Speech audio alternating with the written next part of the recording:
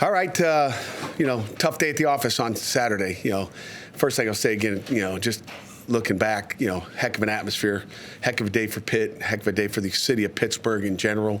Just having that atmosphere was here. I wish we could have put a ribbon on it at the end with a victory, but that wasn't our day to get that one done. Again, against a really good football team, got a ton of respect for Marcus Freeman and what they do, how they do. They got some really good players, and we just didn't. We didn't make plays when we needed to, put it that way. Again, we always talk about, 11 guys playing as one. And there's times where, if you only got 9, or you got 8, or you got 7, or you got 11, it's not going to be as good. So, it's 11 guys got to play together on offense, defense, and special teams. And we just didn't get that. We gave them too many short fields. I think three of their 4 touchdowns that they scored on our defense, which, if you hold a Notre Dame team to 28 points defensively, you feel okay, but it was a short fields. It was the 52, 54, 56, maybe 50, and I think there was one 65-yard drive. I mean, those are still short drives, but those were all off of kicks and covered on special teams. So they got us in that, and again, hat goes off to them. But we move on to another great game, 7 o'clock, ESPN down in Atlanta against Brent Key. Great football coach. He's done an outstanding job. They might as well just announce him as a ACC Coach of the Year. He's done an incredible job. Just give it to him early. I mean, 9-1 football team. Find ways to win in the fourth quarter. Even as soon as I got home, the first thing I did was stick that TV on and watch them against Boston College and watch them just fight back and crawl. They're tough, just like their head coach is. He's a tough dude. If you get to know him, he's smart, tough, and he's got an offensive background. They're the number 1 offense in the country.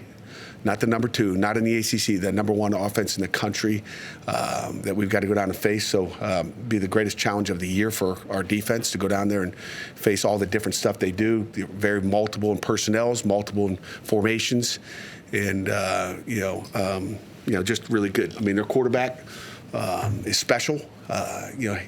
Haynes King is really good. Transferred from Texas A&M, played 3 or 4 years down there. Or at least was on the team down there, but he's special. And I don't know if he's, I don't listen to the news, but I don't know if he's in for the Heisman or whatever. But, the guy's throwing for almost 2,300 yards, rushed for 800. That guy should be talked about for the Heisman because I think he is about as tough as anybody in the country. There's no question about him. I mean, just watch that tape. That guy is he battles, okay? He can do it all. He's throwing the ball a heck of a lot better than he has probably in his entire career. They've done a great job with him. I think Winky's their quarterback coach. And, he's making plays all over the place. So he's the number 1 key to victory is being able to stop Haynes King. Questions? You obviously faced a lot of dual-threat quarterbacks over the years. What has set Haynes King apart?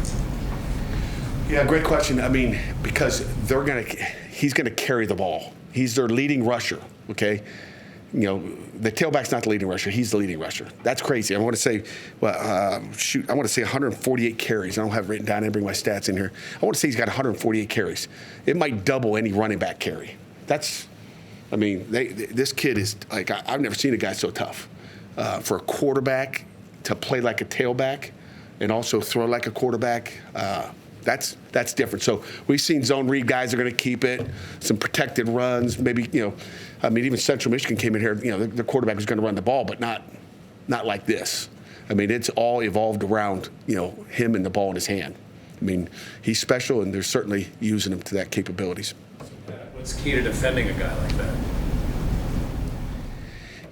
Just talked about it. I mean, and again, probably I've never seen so many formations. I mean, they're formation you to death. So, you're working and walking through 1 million formations this week. But number 1 thing is to get lined up. Number 2 is to read your keys, play fast, and tackle well. I mean, those are the keys. And that's going to be the key. Read your keys. You got Jeff some work on Jeff and Kendall some work at left tackle on Saturday. Was that performance? Was Jeff just not 100%? Still not 100%. We didn't want to, wear him out. He hadn't had many game reps. So, we'll continue to use both. How much does a high-level opponent like Notre Dame gear you up for these final 2 tough ACC opponents? I think it gears you up. I don't know. I mean, just got to focus on one game. Yeah, I don't know if it gears you up or not. You guys were thin at defensive line without Fitzsimmons out there. How do you think they handled it? I thought they did a great job. I mean, I think Francis Brew played really well. He played like a man in there. He did well. Jashir, obviously did some things wrong. He's out of his gap at times and, doing some rogue things. But I loved his motor. I loved how athletic he looks out there. He looks really athletic out there. And then Nick James, he always plays well. He gets off the ball. He's good. Mason said after the game that, obviously they're frustrated, seems frustrated with the play, but that it can be a learning experience. Is there somewhat of a benefit to having like bad tape that they can learn from?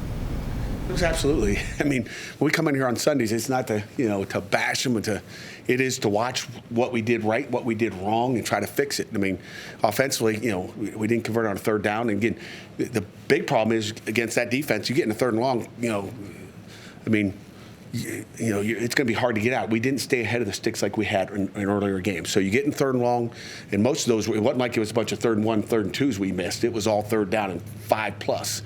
I want to say maybe 18 of the 20, whether it was a third or fourth down. But we just we got unlucky, okay, because the times when we got receivers open, our protection wasn't very good, and then there's times when the protection was good, and we got nobody open. That's a bad combination. And again, that's talking about the 11, like it just didn't match up where we could. Besides just making catches and all that, I mean, but as you watch it, you're like, hey, now we got a great pocket and we can't get open, whether it's, this. Oh, I didn't say a word. Next question. Now, to your point about the defense only letting up 28 points to a team like Notre Dame and factoring in the goal line stop. Our goal is 21, by the way, just, Sure, but the 2 interceptions, the house call, the goal line stop on a long drive, is there anything defensively you like that can be built on from a performance there? Everything can be built on. I mean, you look at the 3, we had the 3 worst field positions of the day for our defense. We stopped them. And they got 0 points. Okay? Obviously, pick 6, we weren't on the field. So there's a lot to take away there, good and bad. I mean, there was good stuff, bad stuff. Unfortunately, coaches, sometimes when we're meeting, we focus on the bad stuff to learn from. But everything is fixable. And again, you better play really, really good when you play really, really good teams. And we'll have to play really, really good this weekend. So we'll learn from our mistakes. Acknowledging the point that you made on Thursday about not wanting to feed into undue pressure in advance of that game, especially with the 2 ACC games coming up thereafter. The flip side of that coin is now, well, here's where the pressure is. Yeah. So how do you walk that line about not feeding into it, but at the same time acknowledging the point that you made about the importance of these 2 conference games? Yeah, I'm not a pressure guy. I'm not a stress guy. Our guys are going to approach it just like they did last week, which I don't think it was a pressure thing, and the week before when they went, when they went to Syracuse, when they went to Stanford, it's just the same way. There's no, we just take it one game at a time and treat everything the same. The word pressure is bad. Our guys know what they got to do. They got to go out and win one football game. After watching tape, what did you notice from Mason's performance overall? Kind of like I talked about, when he had protection, he didn't have anywhere to go with the ball.